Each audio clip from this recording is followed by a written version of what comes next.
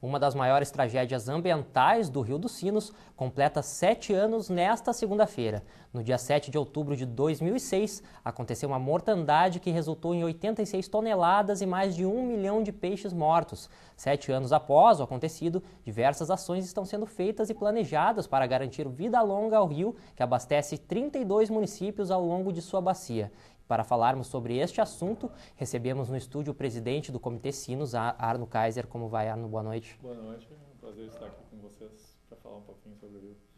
Então, Arno, foi realmente um dos maiores desastres ambientais aí da nossa história, do nosso estado. Olha, né? seguramente foi, né? Eu acho que talvez tragédia maior que essa só do Hermenegildo há mais de 20 anos atrás, né? Realmente uma tragédia de repercussão mundial até, né? E eu acho que marca a história da situação ambiental da nossa região, sem dúvida, né? Agora, Arno, o que mudou então de lá para cá, de 2006 Olha, para cá?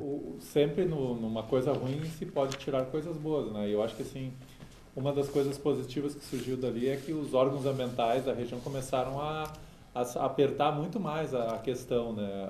A própria FEPAM, no momento em que parou de analisar processos com novos lançamentos de efluentes, né? Até que a gente tem um plano de bacia, um planejamento da região, ela sinalizou isso, né?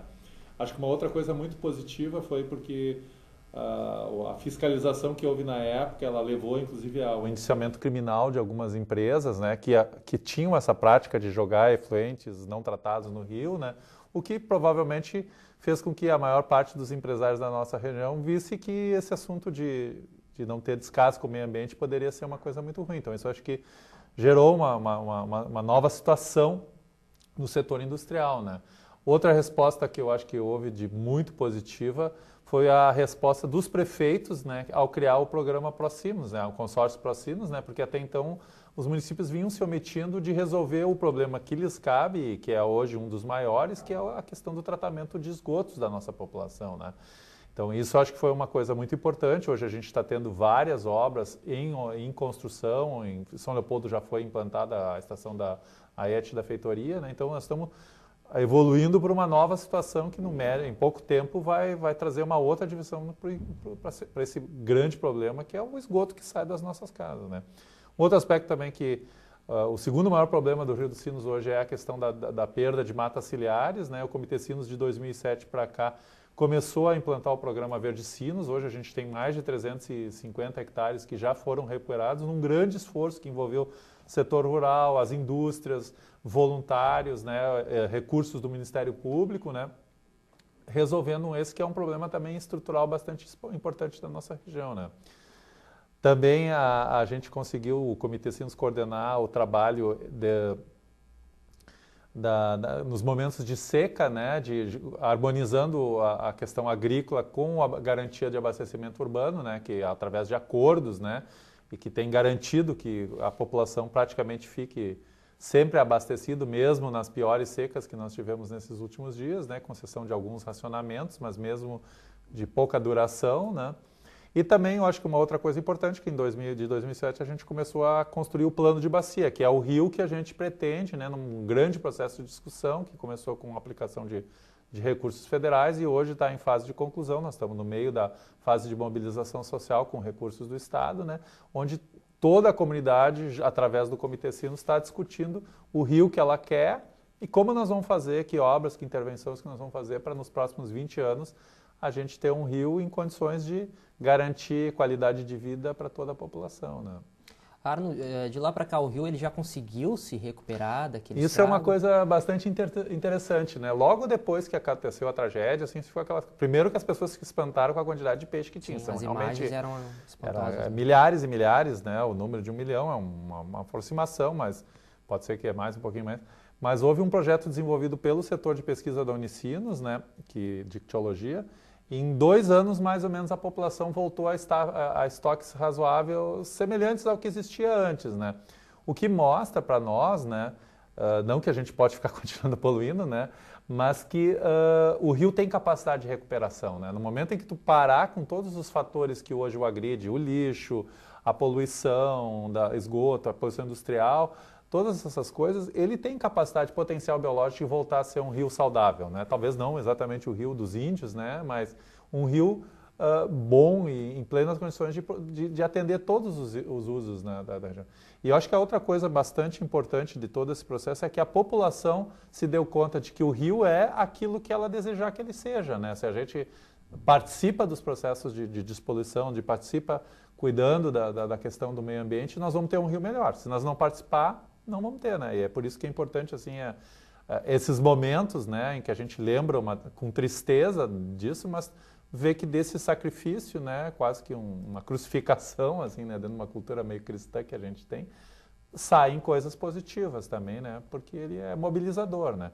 Óbvio que ainda não é um rio, assim, é ainda um dos rios com problemas, né, um dos 10 rios mais comprometidos do Brasil, né, e também isso não é surpreendente, porque a gente está numa região que tem muita atividade de indústria, tem muita população.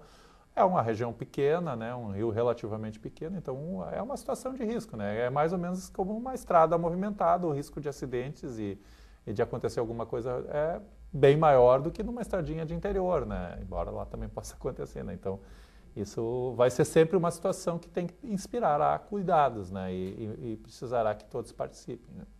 Bom, Arno, o rio ele tem um monitoramento constante, né? Periodicamente é feito um monitoramento para saber como é que está a qualidade, enfim, da água e a vida também no rio, né? Existem dois tipos de monitoramento, né? Um de longo prazo, que é feito pela FEPAM, que trimestralmente amostra 9 pontos, uma série de parâmetros físicos e químicos da água, e vai meio que como um boletim escolar do rio, assim, a cada trimestre ele vai tirando uma nota que permite ver a evolução dele ao longo do tempo, que isso oscila conforme chove, conforme o verão.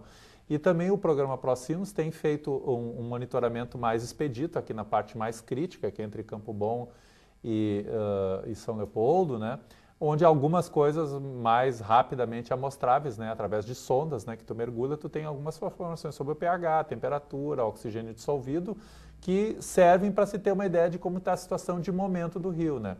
E o Estado está implantando, junto com o governo federal, uma rede de telemétrica, com sondas que vão ficar instaladas em alguns pontos, esses pontos estão sendo definidos, né, que vão então permitir a gente ter de 15 em 15 minutos uma fotografiazinha de como está o rio e permitir então alertar, não só em qualidade, mas também em quantidade, momentos críticos, né? Então, então talvez vai ter que tomar medidas emergenciais, suspender algum tipo de lançamento de efluentes na indústria, ou fazer uma fiscalização sobre um determinado segmento da sociedade para ver o que está acontecendo quando alguma coisa estiver se alterando, né? Então, isso ainda está em processo de implantação, né? Mas existem esses três tipos, né? Um mais de planejamento, né? Um emergencial, e esse outro, então, que vai ser uma sofisticação, né? Que está sendo, então, a comunidade toda vai ter tipo um termômetro, hoje, como a gente tem hoje da temperatura ou do regime de chuvas, né? Então, algo parecido em termos de alguns dos mais importantes e mais rápidos de fazer parâmetros do rio, né? Principalmente o oxigênio dissolvido, que é o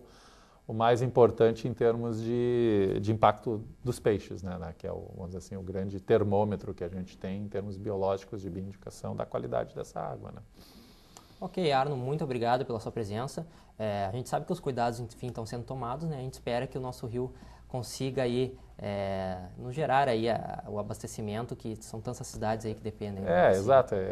E isso é importante, assim, que a comunidade tem que se considerar que ele realmente é o nosso rio, né? Ele é o nome do nosso vale, né? Ele nos une, né? Ele nos une a todos nós e ele vai ser sempre o rio o fruto daquilo que nós fizermos com ele, né? Ele ao mesmo tempo que está nos doando permanentemente água, ele também está em estado sempre de sofrimento, apelando para a nossa mobilização, né? Ok. Muito obrigado, boa noite. E nós ficamos por aqui.